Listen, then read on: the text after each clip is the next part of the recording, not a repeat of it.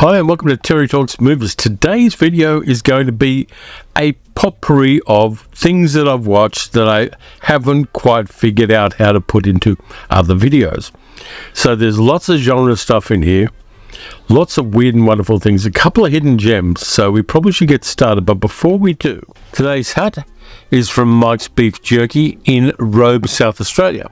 Middle-aged geek girl and I did a 1,200 kilometre road trip the other day, an overnighter to South Australia, and we went to Robe and we saw a whole bunch of things. We went to a coffee roasters, we went to a beef jerky place, we went to a chocolate factory. Lovely landscapes in South Australia. We headed to Beachport, and Beachport has the odd distinguishing feature of being the location of the first victims of World War II on Australian soil. In 1941, a German sea mine was discovered by a local fisherman and towed up onto the beach. The locals obviously were fascinated by this, and a couple of explosive disposal people went up to the beach and decided they were going to disarm it. It exploded when they were trying to defuse it, and a couple of the guys died, and that's probably the most famous thing that happened in Beachport. There's in fact a memorial in Beachport for the two guys who got killed. Beachport is a lovely little town. It's got a whole bunch of lovely colonial architecture, and it has a little cinema which was going really well until late 2022 when their projection equipment died. And so this tiny little cinema, which is lovely, I love it. I took video of it, I took photos of it. The building's been there since the 1800s, but it then was converted into the local cinema. Unfortunately, they just don't have the money at the moment to rebuild the cinema. But I talked to the lady at the local museum next door, and they are working towards reopening this little tiny pokey, beautiful cinema right near the waterfront. And the waters in Beachport are beautiful. So we did that.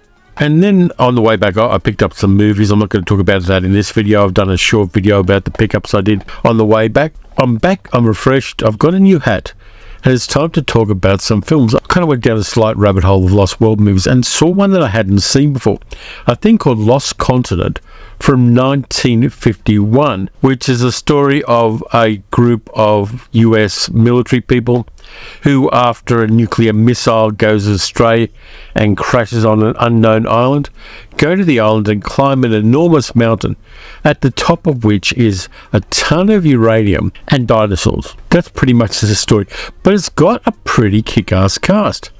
Cesar Romero stars as a guy called Nolan, who's the head of the team. You got Sid Melton as well, who was in Jet Jackson back in the day. Hugh Beaumont, John Hoyt, and Whit Bissell, and climb to the top of this mysterious mountain in the middle of the Pacific and find dinosaurs. And the weird thing is, it's a black and white movie. And when they get up to the dinosaur level, they tint the entire screen mint green, so you know that you're not down below. It's a weird film. There's stop motion dinosaurs on it, which are pretty basic, and there's a couple of the usual iguanas filmed close up and other kind of exotic lizards filmed close up to play the dinosaurs. But it kind of works. It's low budget, low rent.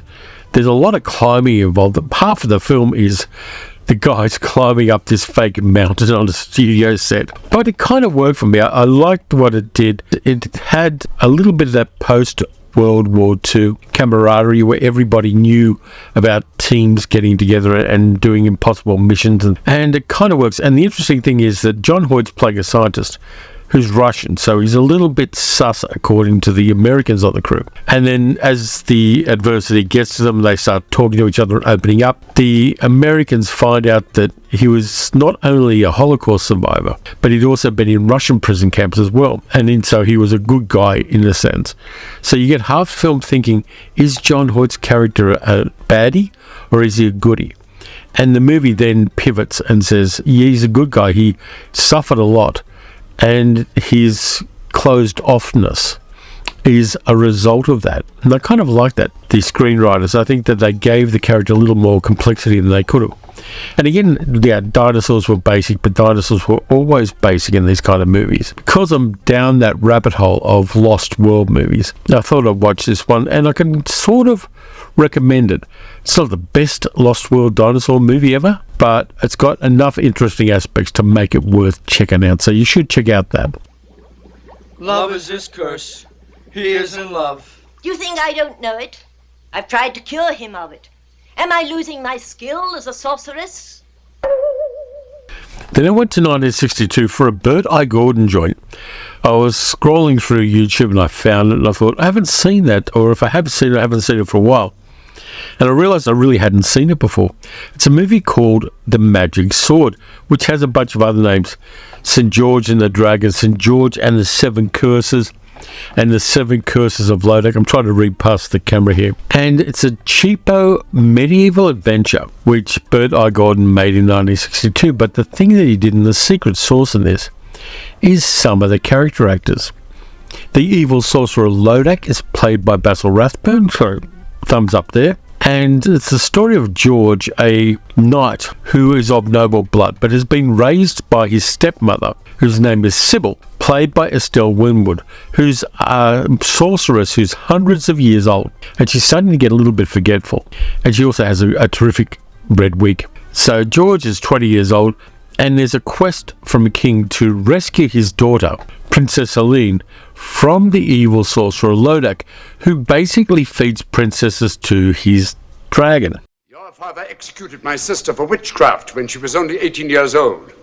I have waited until your daughter reached that age so that my dragon could relish the flesh of the princess. It's a nice two-headed dragon. The model work on the dragon is kind of sweet. George finds a bunch of knights who are in suspended animation in Sybil's cellar. She found them that way and didn't know how to unlock them, but George finds a way with his magic sword that Sybil has given him, along with a bunch of other things, including the fastest horse in the world. And it's a bit of fun.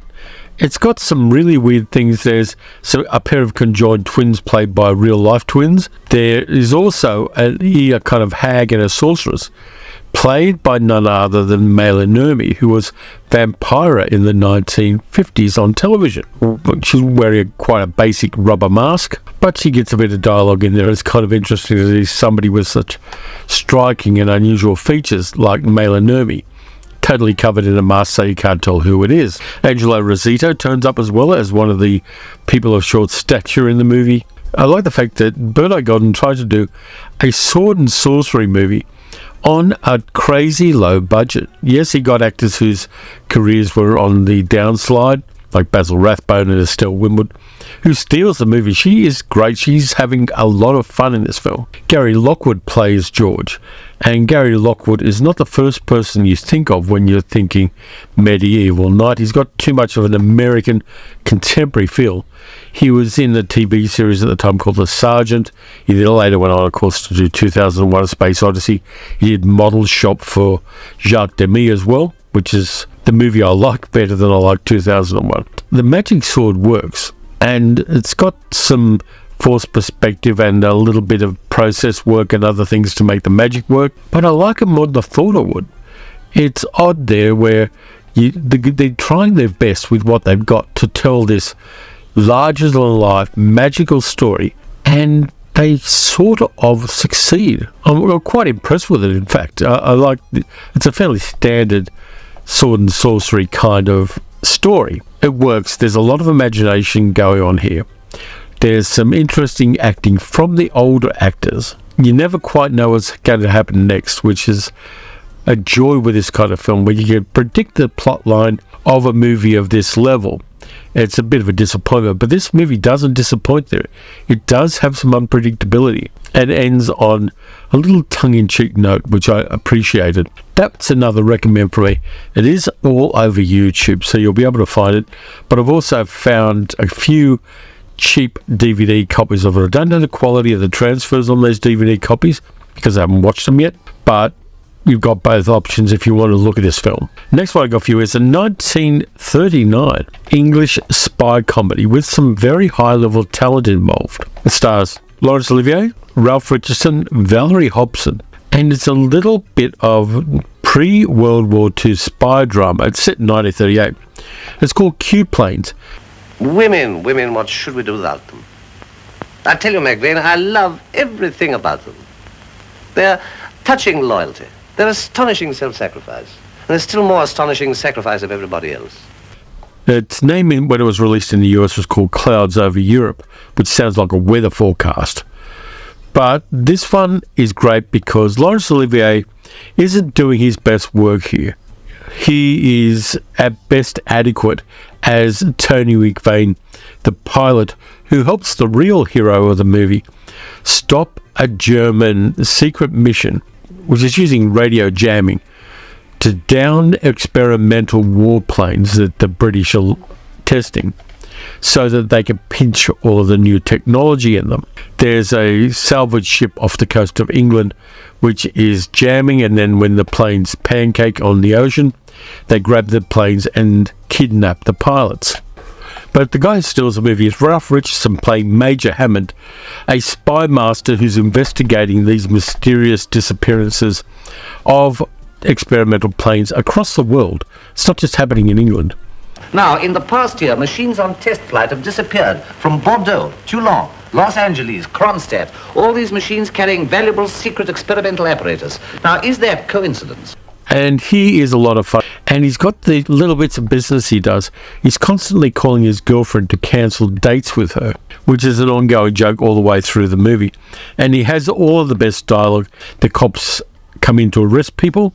He lets them arrest him so that he can then use the paddy wagons that the police have as a taxi to the next place he has to get to. It's really a funny movie, and it predicts and probably informs a lot of the business you see in early James Bond films. In fact, Jack Whittingham, one of the co-writers of this, was also one of the co-writers of the screenplay for Thunderball and Never Say Never Again. So 20 odd years later, he's still in the spy movie business. It's a lot of fun, and it doesn't take itself too seriously. And Ralph Richardson is at his peak in this one. His Major Hammond is joyous. I would have loved to have seen a series of movies starring Major Hammond. This one was a lot of fun. You should check this out. It's a hidden gem. It should have more prominence and get more love than it does. And Valerie Hobson, who later went on to marry John Profumo, who was part of the Maddie Rice Davies scandals in the 1960s, is great too. She plays a female journalist who's the sister of Major Hammond. Her name's Kay, who becomes a love interest for Tony McVeigh, played by Laurence Olivier. Valerie Hobson really knows what kind of movie this is, just in the same way that Ralph Richardson does, and she's playing at the same comedic level that Ralph Richardson is, while Laurence Olivier didn't seem to get the notes.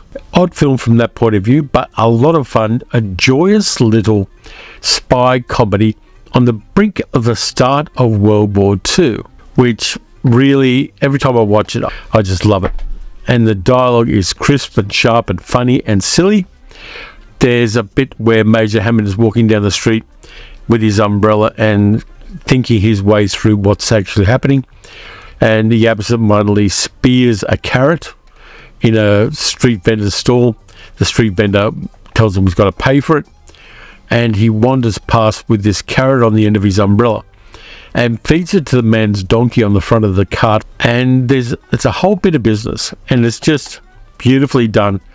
And the eccentricity of the main spy master in this movie is something I haven't seen in any other film. So Q Planes, you should definitely check out if you haven't. It's just a lot of fun. Watch.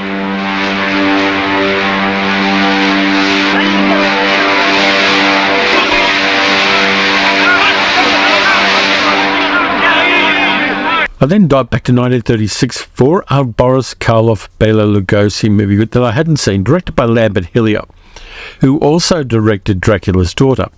And it is The Invisible Ray, which has got a whole bunch of radioactive science in it, the way a lot of 1930s science fiction / horror films had. In it, Karloff, who is just on the credits as Karloff, there's no Boris there, it's just Karloff, plays an astronomer called Janos Ruk, who invents a telescope that can look into deep space and also look back in time. And he finds out that a meteor with strange properties crashed into the Earth millions of years ago in Africa. And so he sets off to find this radioactive meteor and finds that the rays of this meteor have healing properties. They can be used to do a number of things, including healing the blind, and they can also be used to make a death ray. And while he's experimenting with this, he finds that he's been infected by the radiation.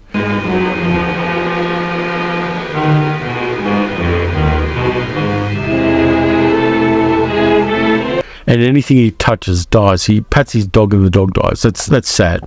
And another side is Dr. Benet, played by Bela Lugosi, who's the good guy in this one, finds a way to temporarily cure Janosch's affliction by regular injections of a cure. And Benet's worried that the cure may be pretty bad and that it may affect his brain. And indeed it does. And Janosch becomes the bad guy, becomes evil. He's not entirely evil. He has a mother who's blind, and he cures her blindness using this particular radiation from Radium X. But he's also a bad guy. And we end up with a confrontation in Paris. And the thing that got me in this, apart from Lugosi and Karloff playing off each other really well, and Karloff giving us yet another sympathetic monster, is there's some really good special effects in this. There's a moment where Janosch tests the ray in Africa and melts the top of a hill, done as a practical special effect. It's really, really cool. And the death scene for the character is done really interestingly as well. I love the way they use special effects in this movie, and the way that science is treated in an almost mystical way. It's a combination of sorcery and science in some ways, and it works really well for that. There's also an ingenue couple who are absolutely no importance to the plot, really, and Violet Kemble Cooper does some really nice work as Janosch's mother. She gets a couple of really interesting scenes there and really plays them incredibly well. You don't hear much of The Invisible Ray. I think it's a great little film. I think it's Karloff and Lugosi doing well together. That feeling of scientific mysticism and magic really comes across in a really interesting way. So that's a recommend from me. I'm probably going to try to find a better copy of it than the one I found. I think it'll become an honourable part of my collection. The last thing I've got is a bit of a disappointment. It's fan service. It's a modern film. It's an animated film from 2023, which I was looking forward to, but I found quite disappointing. It's Babylon 5, The Road Home. I was there. I was there. At the dawn of the Third Age. 2 years after winning the Shadow War, Captain John Sheridan, president of the Interstellar Alliance, is leaving Babylon 5 for what many expect to be the last time. An animated film which was animated by Studio Mir in Korea, and the animation is pretty damn good. And also it's based on a script by J. Michael Straczynski. People over the last year or two are talking about a Babylon 5 reboot, which I wouldn't be adverse to. I like Babylon 5. It had an enormously chaotic career as a TV series, and the last seasons were rushed because they weren't sure they were going to get enough season for the 5-season arc. It was one of the first science fiction series to do long-form storytelling. Good ensemble cast, problematic cast in some ways, and a number of the people in the cast have died in the 25 years since it came out. But I really like Babylon 5. I like it because it is very much a breakthrough TV series. And so this animated film has come out, and it's been released on 4K and streaming. It starts after the series itself, and John Sheridan, played by Bruce Boxleitner, and his Minbari wife Delenn are together, and suddenly he becomes unstuck in time. He becomes unstuck in the multiverse, and we see him jumping between places, chased by a mysterious force, where he goes into the past, he goes into alternate pasts, he goes into a past where the shadows are never found on Zahadum, and so people are living life without the Shadow Wars. It's kind of interesting from that point of view, but it doesn't deliver the strong punch that I was expecting it to. It's fan service, but it's fan service with a velvet glove. And I think that's the problem I have with it.